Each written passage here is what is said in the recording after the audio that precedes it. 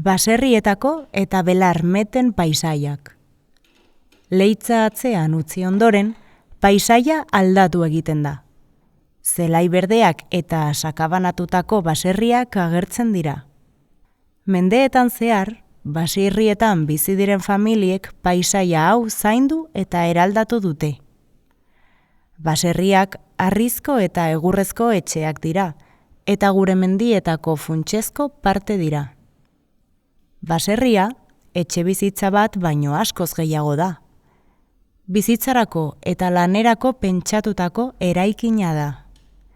Bertan, pertsonak, abereak eta uztak elkarrekin bizi ziren. Harrizko horma handiek hotzetik babesten zuten. Gainera, inguruko basoetako zurak etxearen egiturari eta balkoi bereizgarriei forma ematen zien. Gaur egun, baserri giroko bizitzak leku honetako erritmoa markatzen jarraitzen du. Abereendako larreen zaintzak, belarmetek eta baratze lanek paisaia hau bizirik mantentzen dute. Basoen garbiketa ere horren lekuko da, inguruko herrikirol askoren jatorria baita.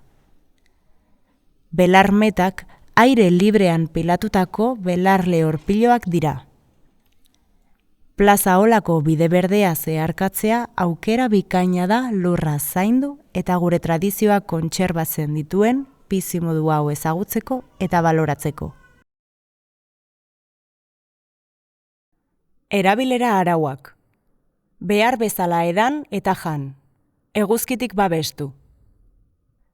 Errespetatu pasatzeko lehentasuna. Lehenengo, mendi ibilia.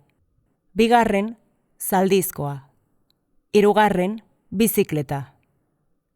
Sortzen duzun zaborra, eraman ezazu. Lotuta eraman ezazu txakurra.